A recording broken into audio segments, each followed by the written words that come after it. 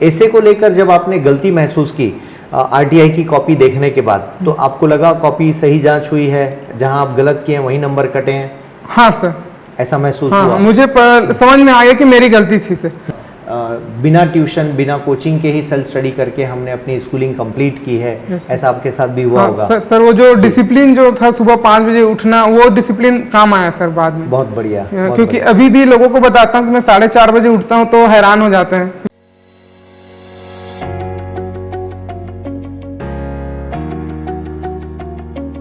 नमस्कार दोस्तों, मैं doctor Hamid Khan, team director path IAS academy. CGPSC 2021 के परिणाम आने के बाद लगातार हम इस तरह के इंटरव्यूज कर रहे हैं। आज हमारे साथ गुलशन कुमार साहू बैठे हैं, जिनको 30वीं रैंक प्राप्त हुई है। गुलशन, आपको ढेर सारी बधाइयाँ। Thank you sir.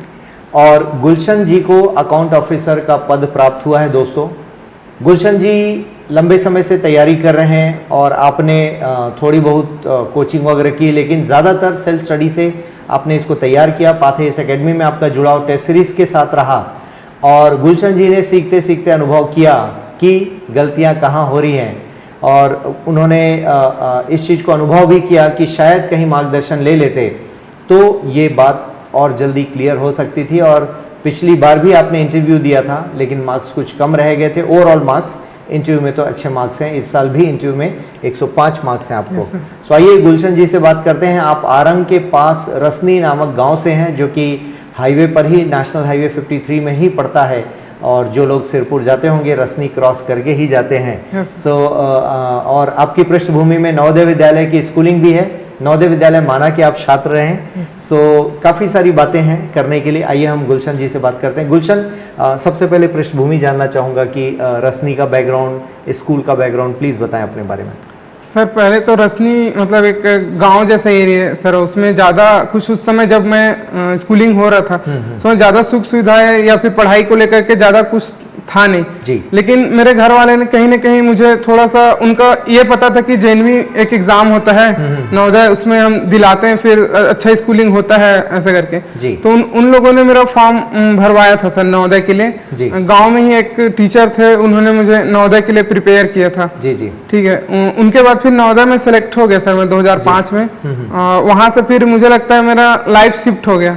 बहुत बढ़िया। हाँ सर, ज़्यादातर नवोदय विद्यालय के छात्रों की लाइफ इसी तरह से शिफ्ट होती है। हाँ सर। मैं भी नवोदय विद्यालय माना रायपुर से पास आउट हूँ, 96 बैच से हूँ। आप छोटे भाई जैसे ही हमारे लिए नवोदय परिवार से हैं। और नवोदय विद्यालय के कई ऐसे छात्र हैं जिनकी पृष्ठभूमि ग्रामीण पृष्ठभूमि है, लेकिन आज वो सही जगह पहुँचे हैं। हाँ सर। तो नवोदय में ओवरऑल कैसा रहा आपका जीवन? सर नवोदय में अच्छा था सर मेरा जीवन, लेकिन एक और चीज़ मैंने जो वहाँ सीखी, जो इस प्रिपरेशन में मेरी हेल्प की सर, फाइटिंग स्किल है सर। मतलब वहाँ सरवाइव करना कैसे है वो हम काफ़ी सीख चुके थे जी। और मतलब हम काफ़ी सर घर परिवार से अलग रहते हैं, तो वो ज़्यादा हमको इम्पैक्ट नहीं डालती क्योंकि हम अभ्यस्त हो सकते हैं। क्योंकि इस पूरे प्रिपरेशन के दौरान मैं लगभग अकेले ही रहा हूँ जी। तो वो दिक्कत मुझे नहीं होता था क्योंकि मुझे आदत हो चुका था। अपने हाथ से कपड़े धोना, अपने हाथ से खाना बना लेना, अपने सामान को समेट के रख लेना, सेल्फ स्टडी करना, स्वाध्ययन का जो मॉडल मुझे लगता है नवोदय विद्यालय में पूरे भारतवर्ष में चलाया जाता है, वो बेस्ट मॉडल है। और हम सभी बिना ट्यूशन बिना कोचिंग के ही सेल्फ स्टडी करके हमने अपनी स्कूलिंग कंप्लीट की है। ऐसा आपके साथ भी हुआ होगा? सर वो जो डिसिप्लिन जो था सुबह 5 बजे उठना, वो डिसिप्लिन काम आया सर बाद में। बहुत बढ़िया। क्योंकि अभी भी लोगों को बताता हूँ कि मैं 4:30 बजे उठता हूँ तो हैरान हो जाते हैं कि 5 बजे उठता हूँ। तो नवोदय के आपके बैच के और भी साथीगण रहे हैं जिन्होंने इस तैयारी को किया हो, सिविल सर्विसेज प्रिपेयर किया हो? सर मेरे बैच से नहीं है सर, और दूसरे एग्जाम दिला रहे हैं हम लोग, व्यापम वगैरह, और बाकी पीएससी फील्ड में कम ही है। पहली बार कब विचार आया सिविल सर्विसेज में जाने का? नवोदय में आ गया था या नवोदय से निकलने के बाद? नवोदय से निकलने के बाद आया था सर। अच्छा, क्या आपने ऐसा देखा सुना था? हाँ सर, एक्चुअल में सभी मतलब जो लोग मैथ्स लेते हैं सारे लोग इंजीनियरिंग बैकग्राउंड में चले जाते, तो मैं भी चले गया। उस समय ज़्यादा नॉलेज नहीं था कि कैरियर गाइडेंस का, और जिस बैकग्राउंड से मैं आता हूँ उसमें भी ऐसा था नहीं। लेकिन फिर कॉलेज में रहते रहते मुझे समझ में आया कि मैं क्या करना चाहिए मुझे। फिर समझ में आया कि मैं इंजीनियरिंग के लिए नहीं बना हूँ। तो फिर मैं सोचा कि क्या मतलब किसमें ज़्यादा जॉब सेटिस्फेक्शन मिलेगा और ज़्यादा बेहतर मैं कर पाऊँगा। तो मैंने सिविल सर्विस का बारे में पता चला, उसके बाद फिर मैं इस फील्ड में जुड़ गया। ओके, तो कॉलेज में कोई गतिविधि हुई जिसमें सिविल सर्विसेज के बारे में बताया गया हो, या कोई टीचर या ब्यूरोक्रेट कोई मिले हो आपको? सर 2014 में सर 2 चीज हुआ था। एक तो आपका सेमिनार हुआ था जी। जगदलपुर में, और दूसरा उस समय लोकसभा इलेक्शन चल रहा था जी। तो एक्चुअल में एक पार्टी के थे, उनके साथ कैंपेनिंग में मैं जाता था, तो लोगों का वो सब समझ में आता था, ट्राइबल्स लोगों का। तो मुझे लगा मतलब कि क्या मैं इनके साथ कर सकता हूँ करके। तो जो वहाँ पे थे, जो साथ में थे, उन्होंने बताया कि तुम पॉलिटिकल पार्टी ऐसे ज्वाइन कर लो ऐसे करके। फिर मैं बोला कि ये मेरे बस का नहीं है, है ना। तो फिर मैं बोला कि इसके अल्टरनेटिव जो परमानेंट एग्जीक्यूटिव है उसके साथ जुड़ करके मैं काम कर सकता हूँ ऐसे करके। बहुत बढ़िया। उस वक्त जगदलपुर में हमारा सेमिनार हुआ, हाँ तो आप आए थे वहाँ पर? हाँ सर।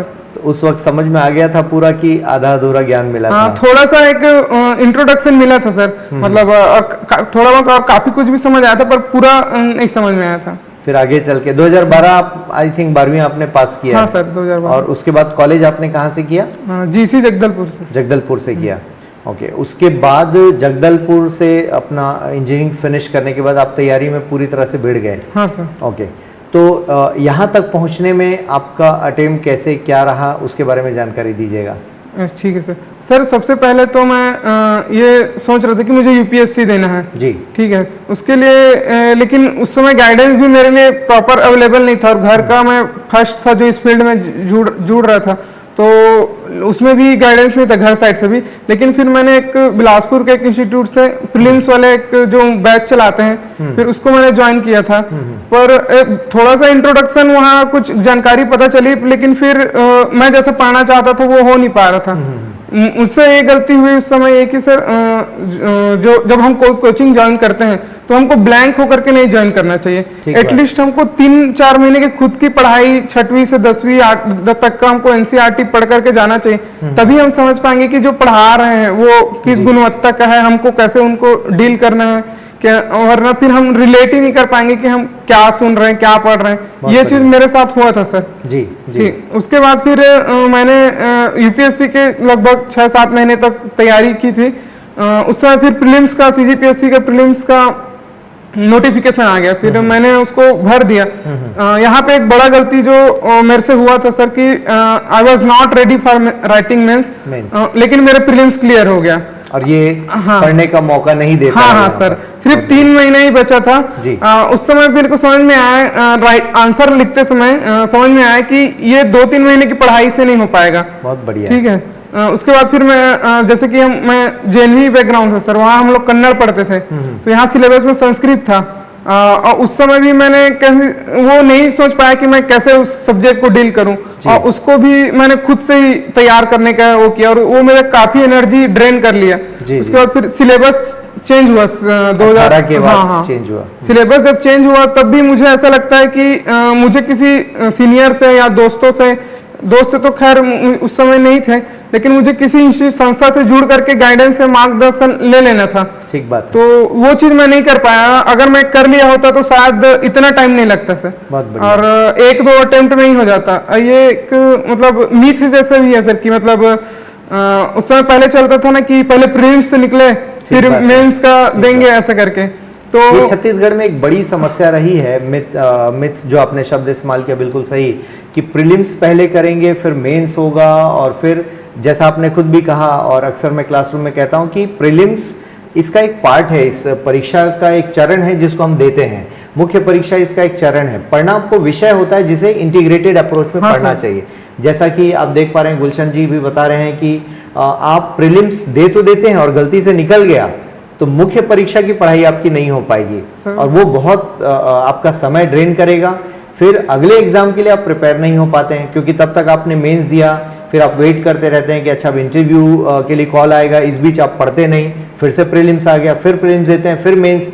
सो पढ़ने का आपको टाइम नहीं मिलता, ये एक बहुत बड़ा गैप सर। वो प्री मेंस इंटरव्यू के हम विशियस साइकिल में फंस जाते हैं, बिल्कुल निकल नहीं पाते हैं। और दूसरा ये भी था सर, मतलब ये भी एक दूसरा मिथ था कि एक बार में नहीं निकलता है ऐसा वाला, है ना। तो ये भी मैं बोलना चाहूंगा कि सर ये अगर सही डायरेक्शन मिले तो मिनिमम 2 अटेम्प्ट्स में क्लियर किया जा सकता है, बहुत बढ़िया। प्रॉपर अगर आंसर राइटिंग पर बात किया जाए, ये सब पहले से प्रिपेयर्ड हो तो जी। किया जा सकता है सर। जी जी। उसके बाद मेरा जो थर्ड अटेम्प्ट था उसको मैंने अच्छे से सोच करके दिया था कि इस बार तो निकालना ही है। उस बार मेरा मेंस में कॉल आया था, मतलब इंटरव्यू कॉल आया था जी। पर उस समय सर जब मेरा मेंस का जो प्रॉपर रिजल्ट आया तो उसमें मेरे ऐसे में मार्क्स कम रह गए थे। उसमें भी 83 मार्क्स थे सर, और 2 ऐसे में 62 था और एक में 9 और एक में 12 था। अच्छा, हाँ, काफी कम मिले। काफी कम मिले छत्तीसगढ़ वाले में। तो उसको मैंने मतलब अपनी गलतियों को पहचानी, फिर लोगों अपने जो दोस्त हैं उनको पढ़ाया, तो उन्होंने बताया कि आपके ऐसे में ये चीज मिसिंग है, इन सब चीजों पर आप काम करो ऐसे करके। फिर मैंने उनके बताए जो चेंजेस किए, ऐसे में फिर रिजल्ट आपके सामने से। बहुत बढ़िया। सो उस टाइम पर रैंक आपकी कम आई थी लेकिन मार्क्स थोड़े ठीक आए थे ओवरऑल, ऐसे को छोड़कर। हाँ सर। ऐसा अभी कुछ देर पहले हम बातचीत कर रहे थे तो आपने बताया, वो कैलकुलेशन कैसा है आप बताएं एक बार। सर एक्चुअली मेरा टोटल रैंक 181 था और मार्क्स मेरा 760 थे मेंस में, और ऐसे में ही 83 था। ओके। हाँ ओके। और इंटरव्यू में आपको 105 नंबर आए थे। 100 नंबर, 105 100 मार्क्स आए थे।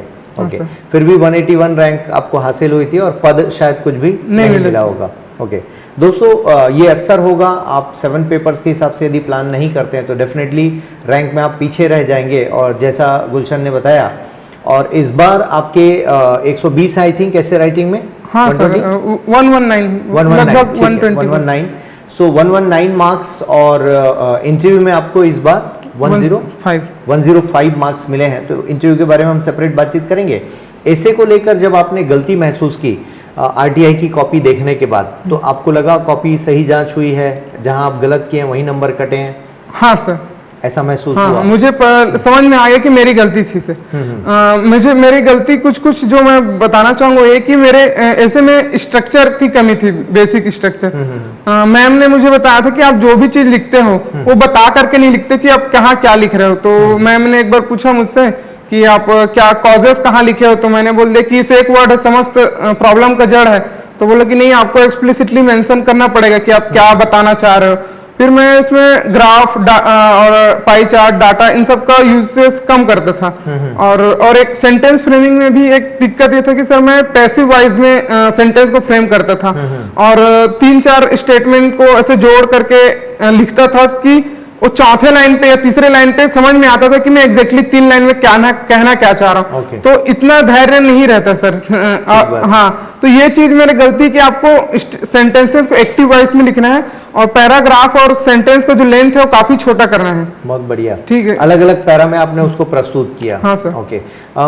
एग्जाम से पहले भी कुछ तैयारी आप करके रखे रहेंगे कि इन टॉपिक्स पर आपको ऐसे लिखना है, या ऐसे कोई कलेक्शन की इंट्रो में ये डालना है, डेटा में ये डालना है, कंक्लूजन में या सॉल्यूशन में, इस तरह से कुछ तैयारी करके आप रखे थे? हाँ सर, ये मैंने किया था। मैंने लगभग धीरे धीरे करके मैंने फ्लो चार्ट बनाते गया सभी टॉपिक, जैसे हेल्थ है ना, साइबर सिक्योरिटीज है, और मैंने बजट पर बनाया हुआ था। बहुत बढ़िया। और वही आ गया। अच्छा। ठीक है। तो मैंने कॉपी पेस्ट ही कर दिया जो मैंने प्रैक्टिस किया था। तो वो फ्लो चार्ट मैंने बनाया था कि किस पॉइंट के बाद क्या आएगा, और मैंने पहले से कुछ कोटेशन बनाए थे। जैसे एक गाना है नंदाज आई कार है, उसके शुरू में एक चलता है छत्तीसगढ़ी गाना, उसको मैंने वहां पे लिखा हुआ था सर। मीर अली मीर जी का वो गाना था, तो दोनों गाना मैंने वहां पे कोट किया था जी। तो उससे मुझे मतलब थोड़ा सा एक छत्तीसगढ़ी वाला जो बैंड है ऐसे में वो टच आया था। बहुत बढ़िया। ये सारी चीजें, और डाटा इस बार मैंने लिखा था सर, मतलब डेसिमल के 2 डिजिट तक भी मैंने एक्यूरेट डाटा लिखा था। अच्छा, वो पहले से तैयार? हाँ, वो पहले से तैयार था कि मुझे डाटा लिखना है। मैंने एक चीज और नोटिस किया सर जी, जब हम ग्राफ में कोई चीज को एक्सप्लेन करते हैं या डाटा या फ्लो चार्ट के माध्यम से, तो शब्द कम लगते हैं। ये चीज मैं पहले नोटिस नहीं किए पाया था, इसलिए शायद फेल हो रहा था। तो मेहनत कम लगती है और स्मार्ट दिखता है आंसर आपका। हाँ, ऐसा कह सकते हैं हम। बिल्कुल, बहुत बढ़िया। लैंग्वेज में भी आपके मार्क्स अच्छे आए हैं। सो लैंग्वेज के लिए, हिंदी के लिए खासकर, क्योंकि हिंदी 100 नंबर की हिंदी है, तो उसके लिए कोई विशेष रणनीति आपने बना रखी थी? सर मैंने हिंदी के लिए एक बुक जो मैंने खरीदी थी, वो बुक मुझे लगता है बहुत अच्छी थी। उन्होंने मेरा उस बुक ने मेरे व्याकरण को काफी स्ट्रांग कर दिया। बहुत बढ़िया। ठीक है, उसके बाद फिर मैंने यूट्यूब में कुछ लेक्चर्स भी देखे उस सर के। उसके बाद फिर मैं पढ़ते ही रहता सर हिंदी को। और उसके अलावा भी मेरा हॉबी रीडिंग हॉबी है सर, तो मैं हिंदी साहित्य भी पढ़ते रहता था। बहुत बढ़िया। तो इससे मेरा हिंदी काफी स्ट्रांग रहता था। और मैंने हिंदी में जो पर्यायवाची, विलोम और इन सब चीज को जो पैटर्न है उसको मैंने नोटिस कर लिया था। ओके ओके, पहले से ही आपने अंदाज लगा लिया था। हाँ। छत्तीसगढ़ी भी आप बोल लेते हैं? हाँ सर। है ना, छत्तीसगढ़ के हैं, तो छत्तीसगढ़ के उसमें लैंग्वेज में आपको मार्क्स कैसे आए? इस बार कम है सर, पहले ज्यादा आते थे। पिछले बार 133 तक मार्क्स थे, इस बार 1110 है। लेकिन सोचने वाली बात ये भी है सर कि मैंने लगभग 25 नंबर से 30 नंबर छोड़े थे पेपर 1 में इस बार। हाँ, तो 170 के हिसाब से 110 मुझे ठीक मार्क्स मिले। ठीक मार्क्स मिले हैं। कई बार बहुत सारे बच्चे कंफ्यूज भी हैं कि आयोग पता नहीं सही जांच कर रहा है, नहीं कर रहा है। सो अब तो आरटीआई कॉपीज भी मिल रही हैं। मैं यहाँ पर आपसे पूछना चाहूँगा, आपका निजी अनुभव कैसा रहा कि जहाँ आप गलती कर रहे हैं वहीं नंबर कटे हैं या कहीं पर भी नंबर कट गए हैं? सर जहाँ तक मुझे लगता है कि जो पेपर मैंने सही लिखे वहाँ मुझे फुल नंबर मिले हैं। ज्योग्राफी में अच्छे नंबर मिले, ऐसे में मिले। मेरा मतलब जो हैंड राइटिंग है काफी इलेजिबल, मतलब पढ़ने लायक नहीं दिखता है। एक मैम थी, उन्होंने बोला कि आपका आंसर अच्छा रहता है पर अच्छा दिखता नहीं है। ओके। ठीक है, तो वो बहुत मतलब मेरा हैंड राइटिंग घटिया होने के बाद भी 120 लगभग मिलना मुझे लगता है कि उन्होंने पढ़ा है। हाँ, पढ़ा है इस बार में मेरे ऐसे को। बहुत बढ़िया, तो बहुत ईमानदारी से आप स्वीकार कर रहे हैं, बहुत अच्छी चीज है। अक्सर होता यह है कि देखिए, सुंदर अक्षर की आवश्यकता बहुत ज्यादा नहीं, बट रीडेबल होना चाहिए, सो दैट उनको कम टाइम लगे।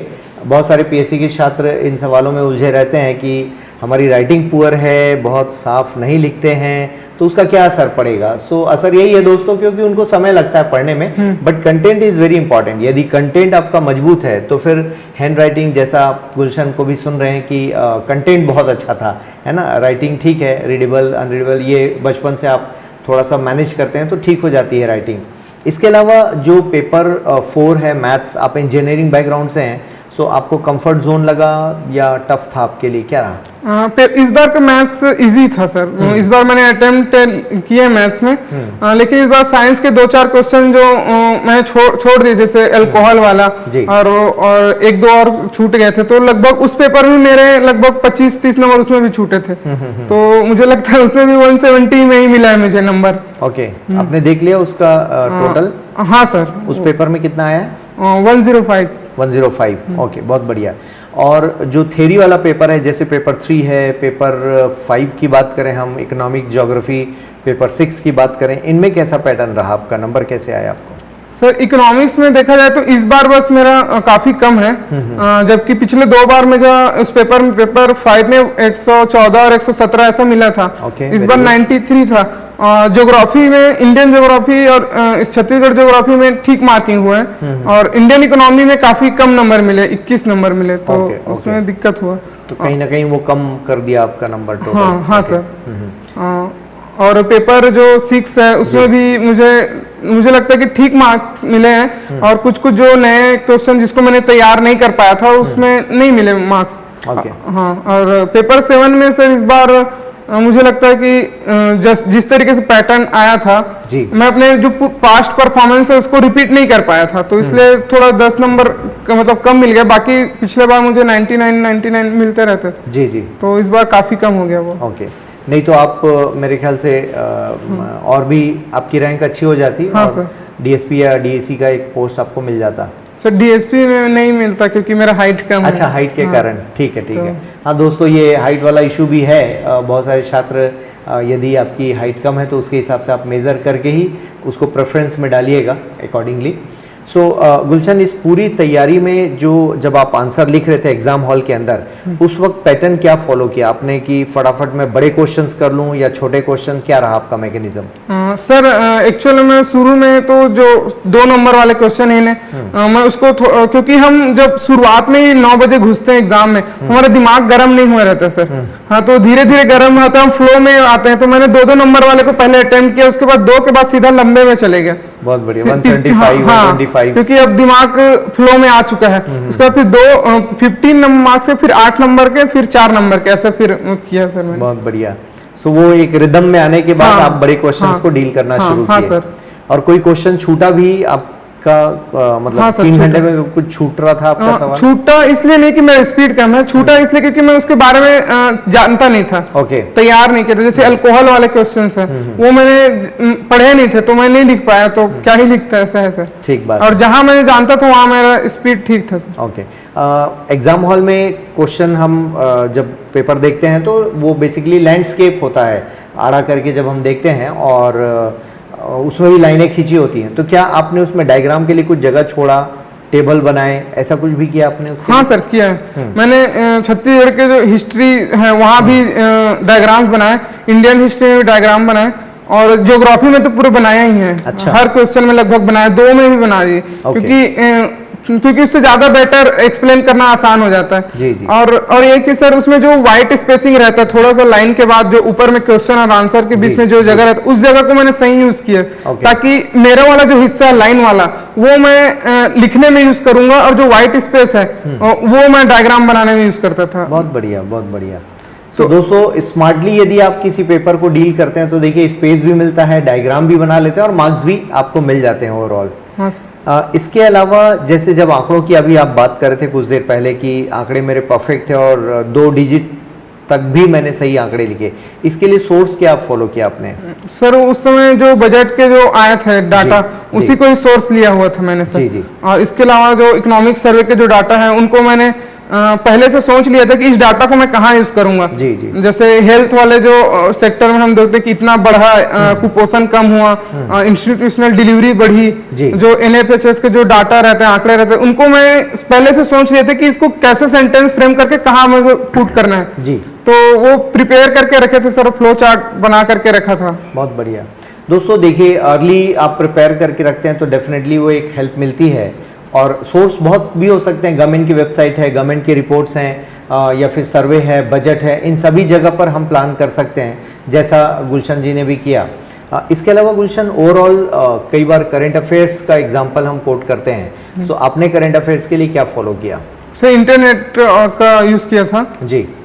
और जो फैक्चुअल है उसके लिए, जो प्रीलिम्स के लिए तो जो मार्केट में जो आते हैं उनको यूज किया था, पर मेंस के लिए मैंने इंटरनेट का मेनली सहारा लिया था। इसके अलावा भी छत्तीसगढ़ सरकार जैसे जनमन मैगजीन निकालती है ना, या उनकी वेबसाइट है, जनसंपर्क विभाग है, वहां पर कुछ इस तरह की चीजें हैं, तो वहां से भी क्या आपने निकालने की कोशिश की? हाँ सर, वहां से मैंने निकालने की कोशिश की थी सर, निकाली भी। वहां से मैंने जैसे एक आंसर है, मैंने इनोवेशन जो डाला था एक मतलब जैसे राजीव गांधी न्याय योजना या फिर गोधन सुराजी गांव, उसमें जो इनोवेशन वो बाड़ी वाला था, हाँ, उसको डाला था। एक रायगढ़ में जो वो टिफिन जो वो चलाते थे, वो एक उनका जो प्रोग्राम था, उसका एक इनोवेशन था, तो मैं इन सब चीजों को वहां से कोट किया था, वहां से लेकर के आया था सर। तो कुछ नया जो कर रहे हैं सरकार के लोग, उनको मैंने कोट किया था कि मतलब नवाचार संभव है, नवाचार और आपकी मौलिकता है, बेसिकली आपने जो सारी चीजों को डाला आंसर राइटिंग में, और डेफिनेटली इसकी वजह से आपके नंबर बढ़े भी होंगे मुझे लगता है। इसके अलावा पर डे का शेड्यूल आप कैसे मैनेज करते थे? एक टाइम पर 2-2 विषय NCERT पढ़े या नहीं? प्लीज इन सब चीजों पर जानकारी दें आप। सर सबसे पहले तो मैं यही कहूंगा कि NCERT तो पढ़ना ही चाहिए। किसी भी कोचिंग को ज्वाइन करने से पहले 6वीं से 10वीं NCERT पढ़ना ही चाहिए। उसके बाद फिर आपका जब एक थोड़ा सा बेस तैयार हो जाता है, उसके बाद आप आगे जाएंगे, क्योंकि आप इस पोजीशन में नहीं रहते कि आप RS शर्मा या पूनम दलाल दहिया जी की बुक को समझ सके। उससे पहले आपको बेसिक्स के साथ इंट्रोडक्शन होना चाहिए कि बाबर कौन थे, अकबर जी कौन थे, ऐसा। तो कौन कौन सिर्फ नाम जानना या थोड़ा सा जानना भी काफी है इंट्रोडक्शन के लिए, फिर आगे वो फ्लो में आते जाएगा। बहुत बढ़िया। और जैसा हम कोचिंग की आवश्यकता पर भी बात कर रहे थे, कोचिंग जरूरी नहीं कि भगवान हो जाए, कोचिंग जरूरी नहीं कि आपको पास करा दें, या कोचिंग जरूरी नहीं कि ऐसे जादू का डंडा घुमाए और आप पास हो जाएं। लेकिन मुझे लगता है ये दोनों तरफ की मेहनत होती है। कोचिंग वाले भी मेहनत करते हैं और आप भी मेहनत करते हैं, और कम समय में आपको पता लग जाता है what to study and what to leave. ये एक बड़ी चीज़ है, और इसीलिए गुलशन ने भी कहा कि यदि मैं टाइम पर कोचिंग ले लेता तो शायद अटेम्प्ट मेरे इतने ज़्यादा मुझे देने नहीं पड़ते। पर डे का एक शेड्यूल मैं जानना चाहूँगा, कैसा रहा आपका पर डे का शेड्यूल? पढ़ाई के दौरान? सर जैसे कि मैं बहुत सारे लोगों का ये अप्रोच रहता है कि मुझे एक सब्जेक्ट खत्म करना है जी। उसके बाद दूसरे में जाना है, पर मैं ये नहीं अप्रोच फॉलो करता था सर। मैं पैरेलली 2-3 सब्जेक्ट पढ़ता था। रात को मेरा लैंग्वेज पढ़ना कंपलसरी है। मैं रात को, क्योंकि आप दिन को जो भी डिफिकल्ट सब्जेक्ट्स होते हैं उनको हैंडल करता था मैं, जी। और रात को लैंग्वेज को ध्यान देता था। तो और पैरेलली 2-3 सब्जेक्ट ऐसे चलाते रहते थे ताकि एक साइकोलॉजिकली हमारा ये रहता है सर कि ये मेरा अधूरा है, अधूरा है, अधूरा है। बहुत बढ़िया। तो जब हम चीजों को पूरा कर देते हैं ना तो माइंड में अरे यार ये काम तो हो गया है, तो फिर इससे हमारा ये कि हम उसको लीनियंट हो जाते हैं उस चीज के प्रति, अरे ये वाला काम तो हो गया।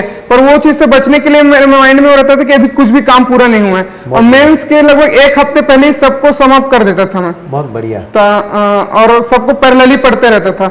और ज्योग्राफी के लिए मेनली मैंने ये किया सर, मैं उनको विजुअल्स में सोचना शुरू किया, क्योंकि मैंने चित्र के माध्यम से ज्यादा चीजों को वो किया। नोट्स भी मैंने मैप का ज्यादा यूज किया था। जी जी। तो ये सारी चीजें मैंने की थी। बहुत बढ़िया। सो पर डे के शेड्यूल में आप देख पा रहे हैं दोस्तों की सबका अपना अपना मॉडल होता है। डेफिनेटली गुलशन का अपना मॉडल है, आपका अपना मॉडल है, लेकिन आपको ये देखना पड़ेगा कि पर डे का एक शेड्यूल आपका कैसा है। एनसीईआरटी कैंडिडेट्स, हर कैंडिडेट लगभग कंपलसरी कहते ही हैं। आप फॉलो नहीं कर रहे हैं तो फिर आपका बेसिक कमज़ोर रह जाएगा, वहाँ से आप एक बेसिक कम से कम कवर कर पाते हैं। इसके अलावा इंटरव्यू पर मैं बातचीत करना चाहूँगा। इंटरव्यू आपका इस साल किनका बोर्ड था और किस तरह के सवाल आपके रहे? गुलशन सर वर्मा सर जी का बोर्ड था मेरा इंटरव्यू। और इस बार मेरा मतलब जो पहले तो सबसे मेरे पे जो इंजीनियरिंग बैकग्राउंड है वहां से क्वेश्चन आया था कि टेलीकम्युनिकेशन क्या है, कितने तरीके से होता है, टेलीकम्युनिकेशन गवर्नेंस का क्या यूज है, तो हेल्थ सेक्टर में क्या यूज है। तो मैंने उनको बताया था टेलीमेडिसिन इन सब के बारे में। उन्हें फिर 2G स्पेक्ट्रम घोटाला भी पूछा था। तो जनरली कोई और जैसे एक वो रहता है कि कंट्रोवर्शियल टॉपिक से बचे ऐसे, लेकिन मैंने उनका आंसर दिया था, हाँ अच्छे से दिया था। तो वो बिना बायस्ड हो किसी भी के तरफ, तो उनके एक्सप्रेशन से लगा वो सेटिस्फाइड है। इसके अलावा एक CSCP से MSP और किसानों का मुझे लगता है ये इसलिए था क्योंकि मेरे पिताजी किसान हैं। हाँ, तो उसलिए शायद वो पूछ रहे थे वो काफी सारी चीजें। उन्होंने फिर मेरे हॉबीज पे पूछा था कि आप क्रिकेट जो देखना है उस पर पूछे थे मुझे कि आपको फेवरेट खिलाड़ी कौन है ऐसा करके। तो मैंने बताया था सचिन तेंदुलकर जी मेरे फेवरेट खिलाड़ी हैं। तो उन्होंने पूछा कि वो क्यों पसंद है। फिर मैंने उनको बताया कि उनका खेल के प्रति जो डेडिकेशन है, डिग्निटी के साथ खेलते हैं और स्लेजिंग वगैरह में इन्वॉल्व नहीं रहते। अगर आउट है तो पहले से ही चले जाते हैं, अंपायर के डिसीजन का वेट नहीं करते। तो ये सारी चीजें मैं बोला था। इसमें एक वर्ड बोल दिए थे, खेल भावना के साथ खेलते हैं। तो वो वर्ड को पकड़े, खेल भावना। अच्छा खेल भावना बताओ क्या है सर के? तो मैंने बताया कि खेल भावना सर ये है कि मतलब अपने अपोनेंट्स को रिस्पेक्ट के साथ, डिग्निटी के साथ ट्रीट करके एक हेल्दी वे में खेलना। तो बोले कि खेल भावना और प्रशासन का क्या रिलेशन है ऐसे करके। तो मैंने खेल भावना को ऐसे बोला था सर कि जैसे सेंटर और स्टेट है, एक दूसरे को जब पार्टी अलग अलग हो जाते हैं तो एंटागोनिस्टिक हो जाते हैं, थोड़ा कम हेल्पफुल हो जाते हैं। बहुत बढ़िया। हाँ, तो मैंने बोला कि कोऑपरेटिव फेडरलिज्म के तरह है खेल भावना। और जैसे बैटिंग, बॉलिंग और फील्डिंग तीनों डिपार्टमेंट का अलग अलग कोऑर्डिनेशन रहता है। तो सेम चीज हम गवर्नमेंट में भी देखते हैं कि finance department, police department, general administration department, सारा डिपार्टमेंट एक टीम की तरह से काम करता है। तो वो ये जवाब मैंने दिया था वहाँ। बहुत बढ़िया। देखिए दोस्तों कितना सुंदर उदाहरण है जब आप खेल को आप जोड़ देते हैं केंद्र राज्य संबंध से, सेंट्रल स्टेट रिलेशन से, और फेडरलिज्म, कोऑपरेटिव फेडरलिज्म, ये सब कीवर्ड्स हैं बेसिकली। ये आपके बोली गई बातों को वो बहुत पसंद करते हैं बिकॉज आप एडमिनिस्ट्रेटिव टर्मिनोलॉजीज का इस्तेमाल कर रहे हैं और उसका इम्पैक्ट पड़ता भी है। और आई थिंक आपको मार्क्स भी बेहतर आए हैं। पिछली बार भी आप देख पा रहे हैं कि 100 मार्क्स, 105 पिछली बार थे, 100 इस बार है। 105 इस बार है, पिछले बार 100 हो गया। ठीक है। सो आप देख पा रहे हैं कि एक कैंडिडेट जिनको मार्क्स बहुत अच्छे आ रहे हैं और फाइनली आप उस जगह पर लैंड करते हैं जहां आप अकाउंट ऑफिसर बनते हैं। अकाउंट ऑफिसर बनना अपने आप में महत्वपूर्ण बात है। उससे भी ज़्यादा महत्वपूर्ण बात है कि आपने जैसा चाहा वैसे तैयार करके आप आगे बढ़ते गए और समय पर आगे बढ़ते गए। गुलशन, आपकी पृष्ठभूमि एक कृषक परिवार से है। सो ऑब्वियसली अब ये खबर सुनने के बाद बहुत खुश हुए होंगे माता पिता भी। सो आप युवाओं को क्या मैसेज देना चाहेंगे कि जो लोग तैयारी कर रहे हैं, और भी लोग आपके गांव से होंगे, आपके आसपास के क्षेत्रों से होंगे, नवोदय विद्यालय के बहुत सारे बच्चे तैयारी में जुटे हैं, सो क्या आप बोलना चाहेंगे उनके लिए आप? सर जो कुछ कुछ जो मेरे गलतियां हैं उनसे काफ़ी सारे सीख सकते हैं। और कुछ बात ये बोलना चाहूँगा सर कि फाइंड योर वाई। ठीक है सर, जब आपका वाई क्लियर होता है कि आप कोई चीज़ क्यों कर रहे हैं, क्योंकि एक टाइम के बाद आपका सारे चीज़ आपके खत्म हो जाएंगे, रिसोर्सेज खत्म हो जाएंगे, फ्रेंड सपोर्ट, फैमिली सपोर्ट भी डिक्लाइन होने चले जाते हैं, आपका कॉन्फिडेंस भी कम हो जाता है, मोटिवेशन कम हो जाता है। तो उस समय में सिर्फ अगर आपका वाई बहुत क्लियर है और सॉलिड है तो आप वापस से बाउंस बैक कर सकते हैं। तो और दूसरा ये कि सर पूरे इस एग्जाम को 2 अप्रोच होता है इस एग्जाम को दिलाने का। पहला, ये एग्जाम नदी के जैसा है, तो पहले या तो एक डायरेक्ट कूद जाओ और डूबते डूबते तैरते तैरते सीखो, या तो कि आप पहले से थोड़ा ट्रेनिंग ले लो कि कैसे तैरते हैं। तो मैंने तो डायरेक्ट कूद दिया, तो मैं सजेस्ट करूंगा कि आप ना कूदें। बहुत बढ़िया। थोड़ा सा 2-3 महीना आप वो करें कि एग्जाम है क्या, सीनियर से बात कीजिए, दोस्तों से बात कीजिए, करें। हाँ। और तभी जैसे कि हम डेमोस क्लासेस लेते हैं कोचिंग्स में सभी स्टूडेंट्स, तो मैं ये कहूँ कि वो कितना डेमो आपके लायक है या आप समझ पा रहे हैं नहीं पा रहे हैं, तभी समझ पाएंगे जब आप थोड़ा सा बैकग्राउंड में कुछ इन्फॉर्मेशन हो। बहुत बढ़िया। तो ऐसे ब्लैंक जाएंगे तो हर चीज अच्छा ही लगेगा क्योंकि सारा न्यू इन्फॉर्मेशन है। बहुत बढ़िया। तो और प्रिपरेशन का जो तैयारी है वो अपने स्किल्स के हिसाब से होनी चाहिए, ना कि किसी टॉपर्स ने कुछ बोला हो। तो क्योंकि एक चीज मैंने नोटिस की है कि ऑब्जेक्टिविटी के सर, टॉप करना तो चलो एक अलग बात है, लेकिन सामने जाकर के ऑब्जेक्टिवली अपने बारे में बात करना कि मैंने ये गलती की और ये गलती नहीं की, तो वो चीज पर सही होना चाहिए। आप अपने आप से झूठ नहीं बोल सकते। बहुत बढ़िया। कि आपको खुद से ईमानदार रहना पड़ेगा, क्योंकि अगर आप खुद से ही झूठ बोल रहा है कि नहीं मैंने तो बहुत अच्छी पढ़ाई की, बहुत अच्छी पढ़ाई की है, तो भैया वो तो रिजल्ट तो बता ही रहा है ना, कैसे रिफ्लेक्ट नहीं हो रहा मार्क्स में, अच्छा पढ़ाई कर रहे हो तो वो चीज है कि आपको खुद से ईमानदार रहना पड़ेगा। और अगर आप कोई चीज में वीक हो तो अपने ईगो साइड रख के बोलना पड़ेगा कि भाई मैं इसमें वीक हूँ, मुझे कहीं से कुछ गाइडेंस चाहिए तो मुझे लेना है। बहुत बढ़िया। दोस्तों कितनी सुंदर बात है। देखिए एक युवा प्रशासनिक अधिकारी बनने जा रहा है और उसकी सोच में नैतिकता की बातें हैं कि वो स्वयं नैतिकता को लेकर आगे बढ़ना चाह रहे हैं। और आप देख भी पा रहे हैं, सुन भी पा रहे हैं कि अपनी गलतियों को पहचानना है, गलतियों को पहचान कर उन्हें दूर करना है और दूर करके प्रदर्शन करना है। और एक बात जो आपने और बहुत बेहतरीन कही कि तुलना किसी और से नहीं हो सकती। एवरीडे आपका कंपटीशन स्वयं से है कि आज मैं जो आंसर लिख रहा हूँ उसे कल और मैं बेहतर कैसे बनाऊं। टॉपर ने तो बहुत अच्छा लिख दिया, वो चले भी गए, पास हो गए, वो ज्वाइनिंग भी हो गई, लेकिन मेरी स्थिति क्या है, मैं उनकी कॉपी देख लूं। बहुत सारे छात्र ऐसा करते भी हैं कई बार कि सर हम टॉपर्स की कॉपी देख रहे हैं या उनका उदाहरण समझ लें। सर इसमें एक बात जो मैं नोटिस की, आप अच्छा आंसर पढ़ करके अच्छा आंसर नहीं लिख सकते। बहुत बढ़िया। आपको उस पूरे प्रोसेस से ही गुजरना पड़ेगा। जैसे एक गन्ना रस है, वो अच्छा आंसर है, और गन्ना रूड है, तो उसको ये कि जब तक वो मशीन में नहीं जाएगा वो रस नहीं बन पाएगा। तो जो लोग स्टूडेंट्स हैं, जो आप अच्छे टॉपर्स की कॉपी देखिए, उनसे सीखिए, लेकिन बेहतर है कि आप उस मशीन के थ्रू जाइए, तभी आपके वो मतलब सबकॉन्शियस माइंड में कैसे आंसर लिखना है। इस बार ये हुआ था सर कि पेपर थोड़ा एनालिटिकल था और टफ था, है ना, पिछले मतलब मेंस की तुलना में। तो वो इसलिए मैं अडॉप्ट कर पाया क्योंकि मैंने उस मशीन के थ्रू अपने आप को माइंड को ट्रेन कर लिया था कि मुझे कहाँ कहाँ कीवर्ड ऐसे फंसाना है। क्योंकि कोई नॉलेज का होना अलग बात होता है सर, स्किल का होना अलग बात है। और नॉलेज कोई चीज है, कोई इंफॉर्मेशन आपके पास है, और अगर आपको कैसे उसको यूज करना है वो आपको नहीं पता है तो फिर उसके होने का कोई मतलब नहीं है। बहुत बढ़िया। तो कितना सिस्टमेटिक एनालिसिस करके बैठे हैं गुलशन। देखिए हर कैंडिडेट अपने आप में कितना कॉम्पिटेंट है, और आप सभी छात्र जो सुन पा रहे हैं, देख पा रहे हैं इस वीडियो के माध्यम से, देखिए कितना आपका कंपटीशन यहाँ बैठा हुआ है ना। ये खुद अपने लिए कॉम्पिटिटर रहे हैं, अपनी पुरानी परफॉर्मेंस से बाहर निकले। और अक्सर हम लोग क्लास में कहते भी हैं कि आपका कंपटीशन किसी और से नहीं है, आप स्वयं के लिए कॉम्पिटिटर बनिए और पिछले परफॉर्मेंस से आगे बढ़िए।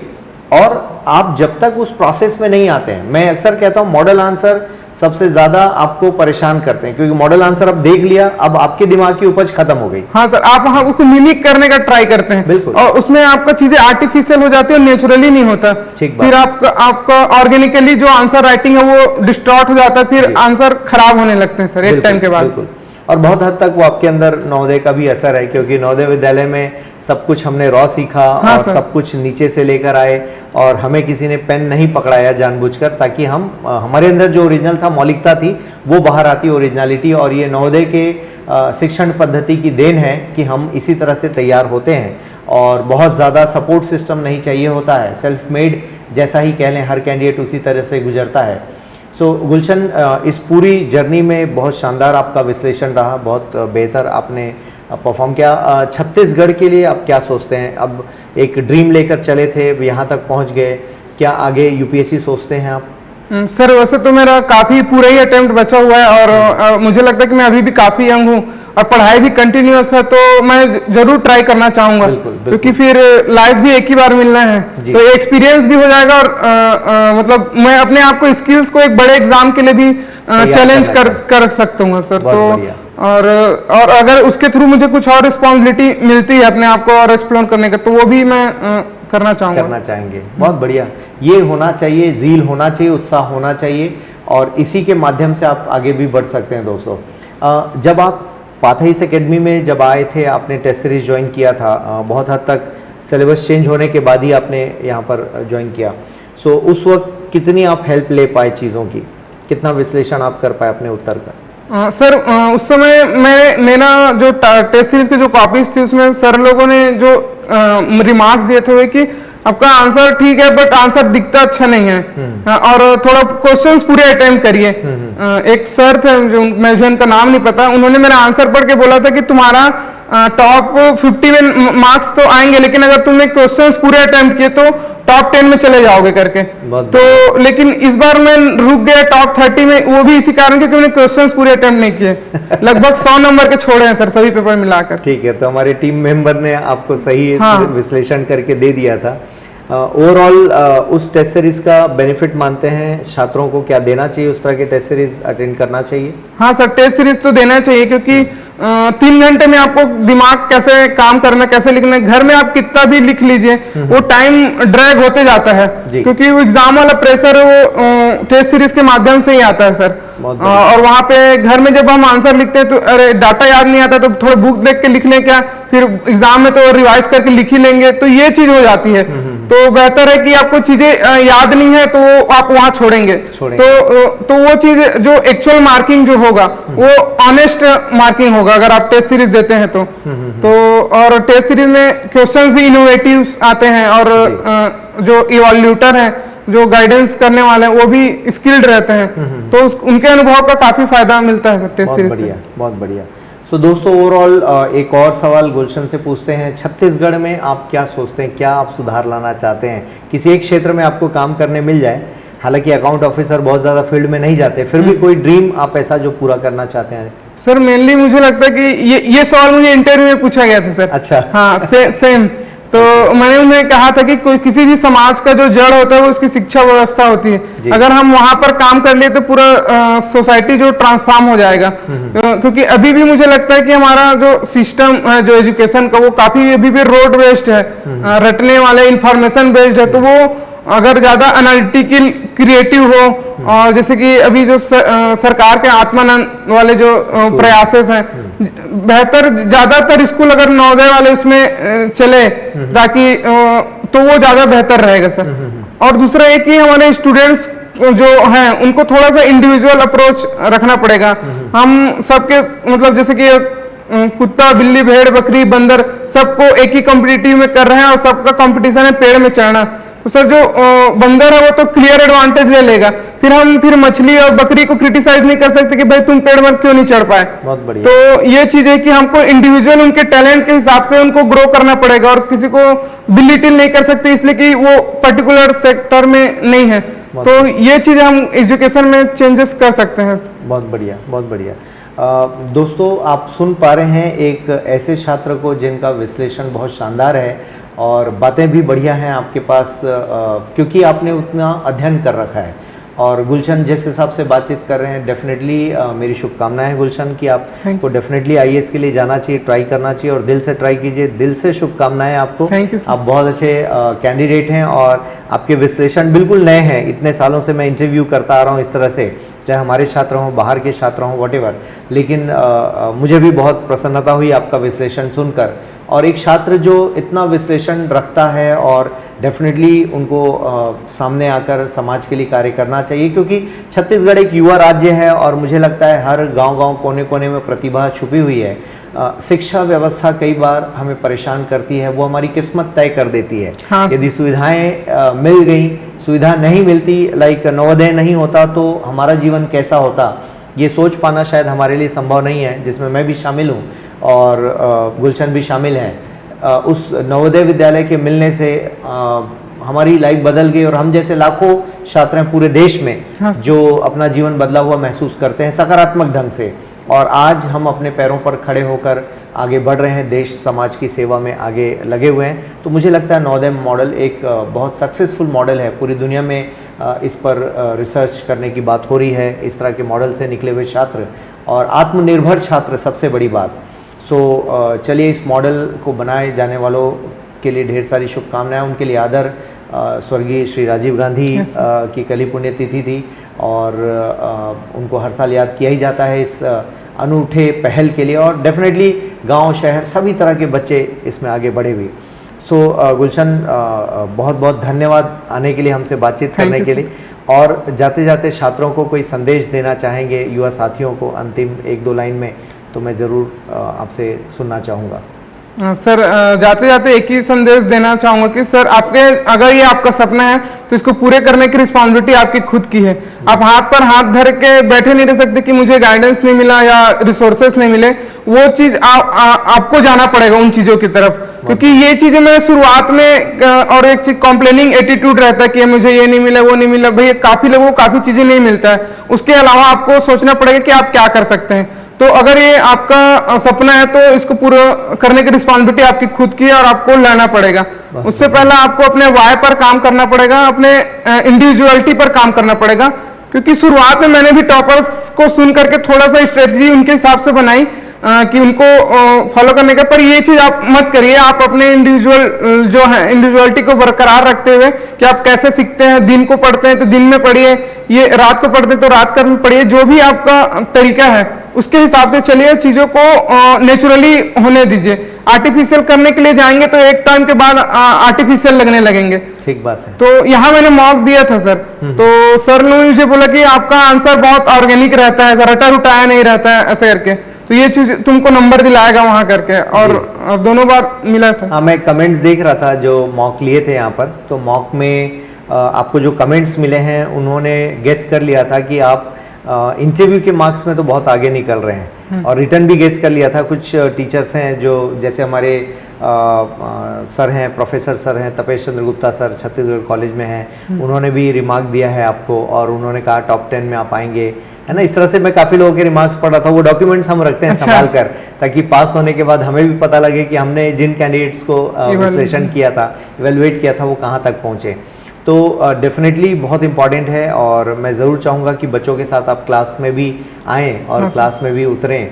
सो दोस्तों चलिए विदा लेते हैं, और गुलशन जी से बातचीत होती रहेगी, और जो भी सवाल हैं आप ज़रूर यूट्यूब में डालें, और बस ये डिमांड ना करें कि कॉपी दिखा दें सर आप अपने मेंस की, क्योंकि कॉपी दिखाना वो गुलशन जी के हाथ में है, वो चाहेंगे तो शेयर कर लेंगे, लेकिन फिर वही बात है कि कॉपी देखकर होना क्या है। हाँ, सबसे इंपॉर्टेंट, क्योंकि ये उनकी अपनी देन है, और आप देख पा रहे हैं उनकी पृष्ठभूमि को आप कंपेयर नहीं कर सकते। हो सकता है कि उनसे अच्छी पृष्ठभूमि आपकी हो जाए, हो सकता है ज्यादा अच्छे विचार आपके आ जाएं, तो आप अपने विचारों की मौलिकता को बनाए रखिए, और बाकी किसी की मेंस की कॉपी देखना कोई बड़ी बात नहीं है। इस बार तो ऑनलाइन भी दे दिया है सबको, और छात्र स्वयं सक्षम हैं अपने पेपर्स को डाउनलोड करके फेसबुक पर डाल सकते हैं। आप बिल्कुल रिक्वेस्ट कीजिए, क्योंकि ये छात्र की अपनी इच्छा है कि वो मेंस की कॉपी आपके साथ शेयर करना चाहते हैं या नहीं करना। कोई बहुत गोपनीय डॉक्यूमेंट नहीं है, लेकिन वो छात्र की अपनी इच्छा पर निर्भर करेगा। तो गुलशन जी को लगेगा तो वो फेसबुक अपनी आईडी से बिल्कुल आप लोगों के साथ शेयर करेंगे,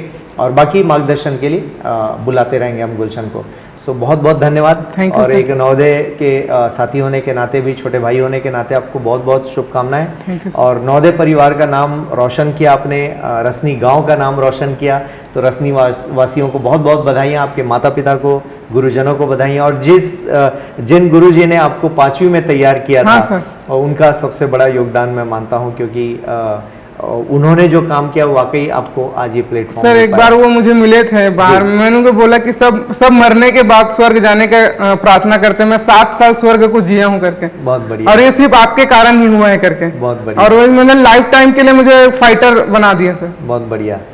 तो दोस्तों ये अपने गुरुजनों के प्रति कृतज्ञता होनी चाहिए और हम सभी अपने 5th क्लास के टीचर के ऋणी हैं। मेरे भी शिक्षक रहे हैं जिन्होंने तैयार किया नवोदय के लिए मुझे। उस ज़माने में टीचर्स बड़े डेडिकेट होकर काम करते थे, अभी भी करते हैं, सभी का अपना अपना अनुभव है। और गुलशन के भी जो गुरुजी रहे हैं जिन्होंने 5वीं में आपको तैयार किया, और स्वर्ग जो आपने कहा 7 साल, वो नवोदय को स्वर्ग कहा, और हम सभी नवोदय के छात्रों के लिए डेफिनेटली वो 7 साल स्वर्ग जैसे ही होते हैं। सो दोस्तों चलिए, आप सभी को ढेर सारा धन्यवाद हमें सुनने के लिए, और आपके जो भी क्वेरीज हैं प्लीज़ यूट्यूब में आप नीचे कमेंट बॉक्स में लिख सकते हैं। गुलशन बहुत बहुत धन्यवाद। Thank you sir. Thank you, धन्यवाद।